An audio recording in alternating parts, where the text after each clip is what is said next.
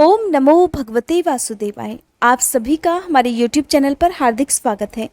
आज की इस वीडियो में आप जानेंगे भादो मास के, जिसे भाद्रपद मास भी कहते हैं, कृष्ण पक्ष की एकादशी के बारे में कि व्रत कब रखना है, एकादशी का व्रत कब और कैसे खोला जाएगा, एकादशी और द्वादशी तिथि कब से कब तक रहेगी, पारण मुहूर्त के साथ साथ आज आप रसपान करेंगे एकादशी व्रत की कथा का भी। एकादशी का व्रत भगवान श्री हरि को समर्पित होता है। इस दिन भगवान श्री हरि के साथ साथ माँ लक्ष्मी जी की पूजा भी की जाती है। जैसा कि आप सभी जानते हैं, चातुर्मास का समय चल रहा है। ऐसे में महीने में दोनों ही एकादशी का व्रत भगवान श्री हरि की कृपा प्राप्त कराता है। इस दिन भगवान श्री हरि की पूजा पीले फल, पीले फूलों से, पंचामृत और तुलसी दलों से की जाती है।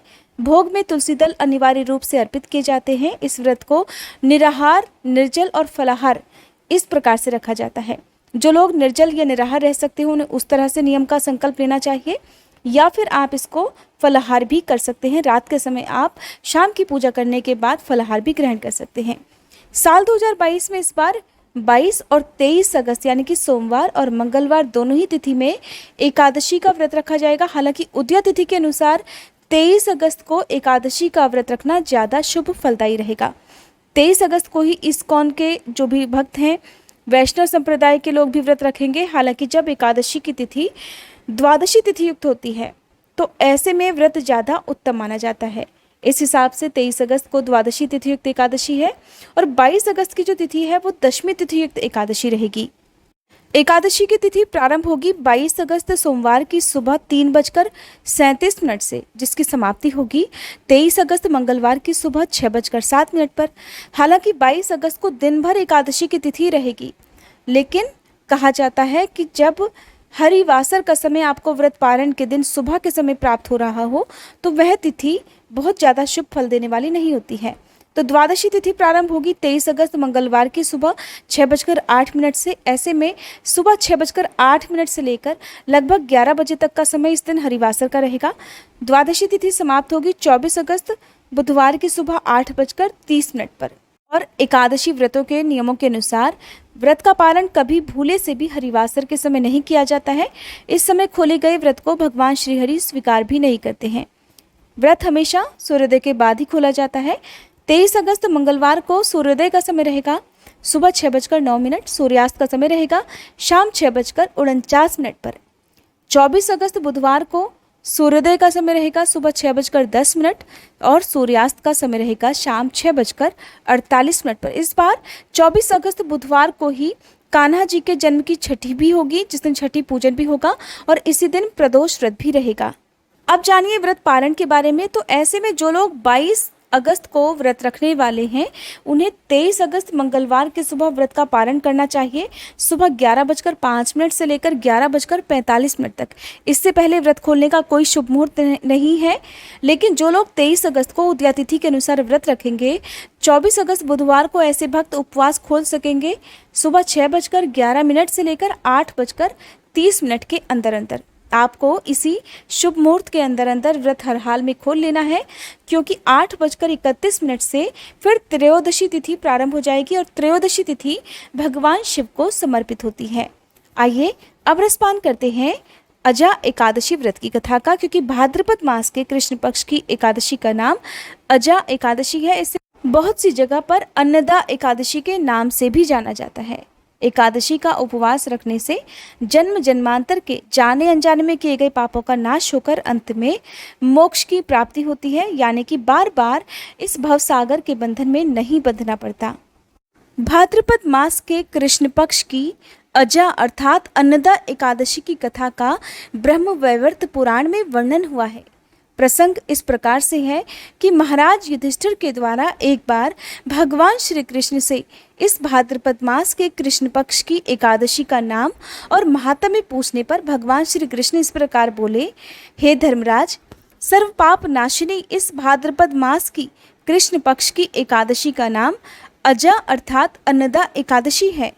इस दिन भगवान ऋषिकेश की पूजा अर्चना करते हुए इस व्रत का पालन करना चाहिए।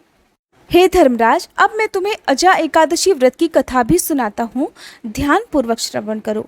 इस कथा को सुनने मात्र से ही सभी पापों का नाश हो जाता है। बहुत समय पहले एक दानी और सत्यवादी राजा हरिश्चंद्र हुए। राजा हरिश्चंद्र इतने प्रसिद्ध सत्यवादी और धर्मात्मा थे कि उनकी कीर्ति से देवताओं के राजा इंद्र को भी उनसे ईर्ष्या होने लगी।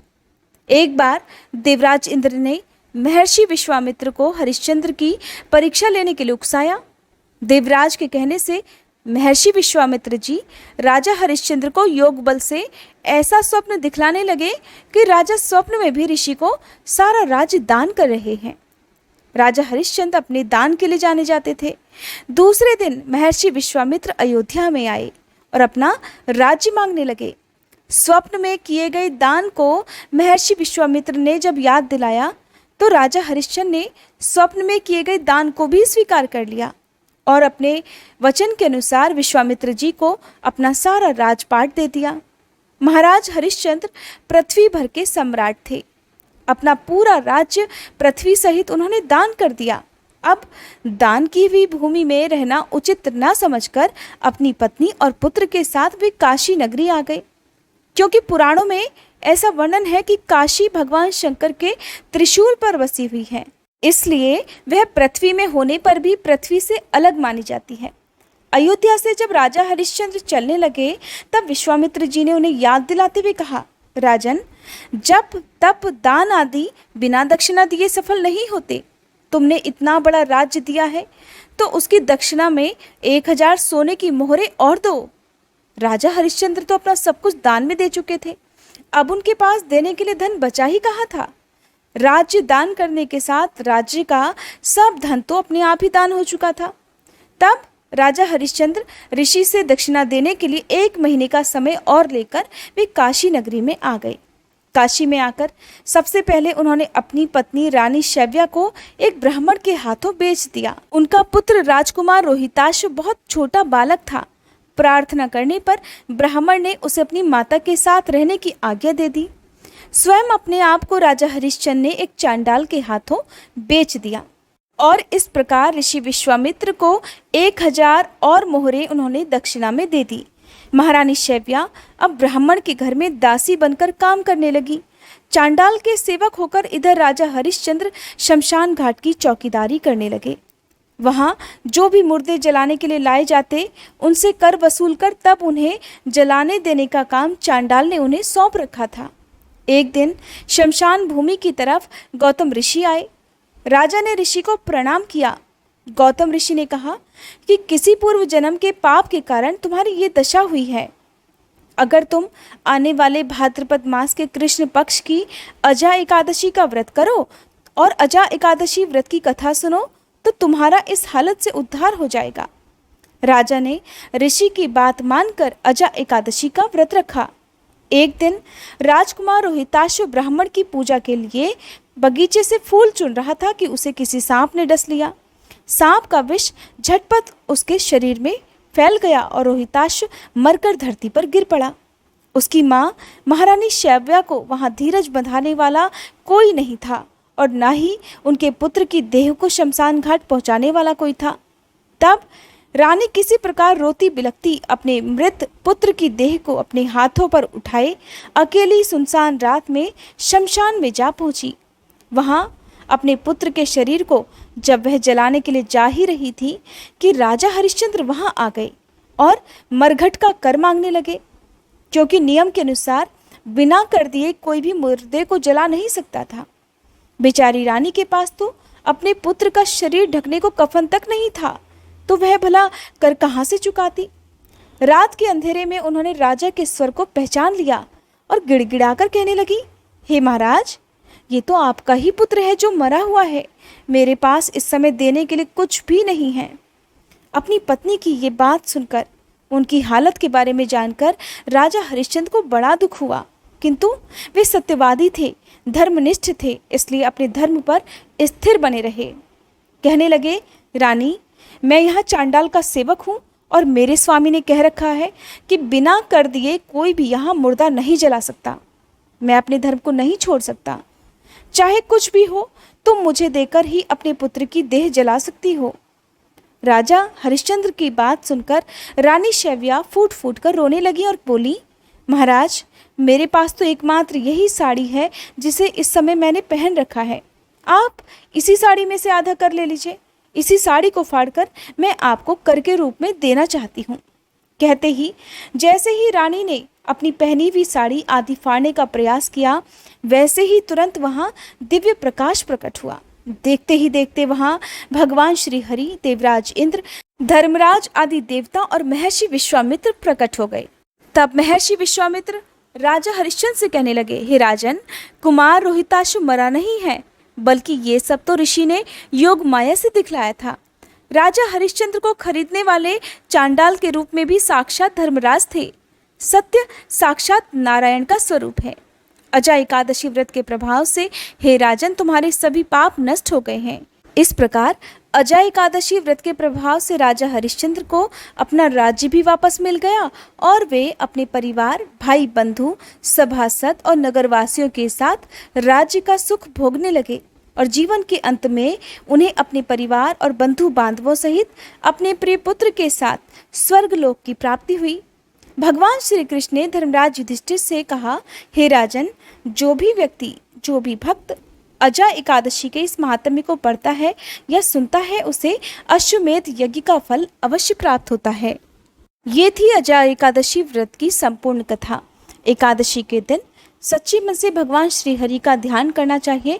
जो भक्त उपवास रखना चाहते हो, उन्हें सुबह जल्दी उठकर, हो सके तो ब्रह्म मुहूर्त में, नहीं तो सूर्योदय से पहले उठकर स्नान आदि से निवृत्त होकर सूर्य देवता को जल अर्पित करके फिर हाथ में जल या पुष्प लेकर भगवान श्री हरि की मूर्ति या फिर तस्वीर के सामने व्रत रखने का संकल्प लेना चाहिए।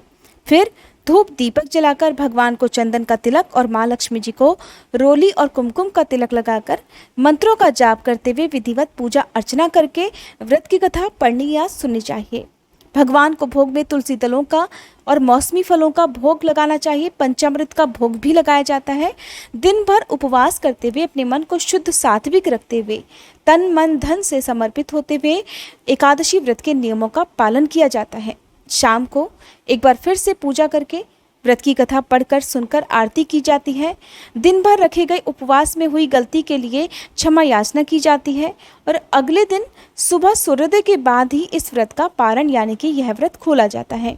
व्रत खोलने से पहले अनिवार्य है कि किसी भी योग्य ब्राह्मण देवता को चाहे तो अपने घर पर बुलाकर या आसपास मंदिर में दान दक्षिणा देकर, मंदिर में भोजन की सामग्री का दान करके या फिर किसी जरूरतमंद व्यक्ति को कुछ न कुछ दान की सामग्री देकर और दक्षिणा देकर ही यह व्रत खोला जाता है। यदि आप समय पर दान देने की स्थिति में नहीं हैं, तो ऐसे में खुद भोजन ग्रहण करने से पहले भोजन का एक हिस्सा गौमाता के लिए, छत पर दाना पानी पक्षियों के लिए, बहते हुए जल में जहाँ पर मछलियाँ हो वहाँ आटे की गोलियाँ मछलियों को खिलाने के बाद या चींटियों के लिए आटा और शक्कर मिलाकर डालने के बाद भी यह व्रत खोला जा सकता है। व्रत खोलते समय सबसे पहले हाथ में दाहिने हथेली में जल और तुलसी दल लेकर उसी से व्रत का पारण करना अत्यंत शुभ फलदायी माना जाता है। इस दिन आंवले का सेवन करके या मौसमी फलों का सेवन करके या फिर शुद्ध सात्विक भोजन जैसे कि दाल रोटी सब्जी से भी व्रत खोला जा सकता है। ध्यान रखना चाहिए कि भगवान को केवल शुद्ध सात्विक भोजन का भोग ही लगाया जाता है। लहसुन प्याज से बने हुए भोजन का ना तो एकादशी के दिन और ना ही व्रत पारण के दिन प्रयोग करना चाहिए। अगर आपको आज की ये कथा और जानकारी पसंद आई हो तो प्लीज़ हमारी वीडियो को लाइक करके चैनल को जरूर सब्सक्राइब कीजिएगा। साथ ही आजकल आप हमारे इस चैनल पर नियम से शिव महापुराण कथा और भागवत कथा का रसपान भी कर सकते हैं। भागवत कथा आपको छोटे छोटे अध्यायों के माध्यम से हर दिन सुनाई जा रही है। अगर आपने एक बार भी इन कथाओं को नहीं सुना है तो प्लीज़ एक बार आप जरूर सुनिएगा।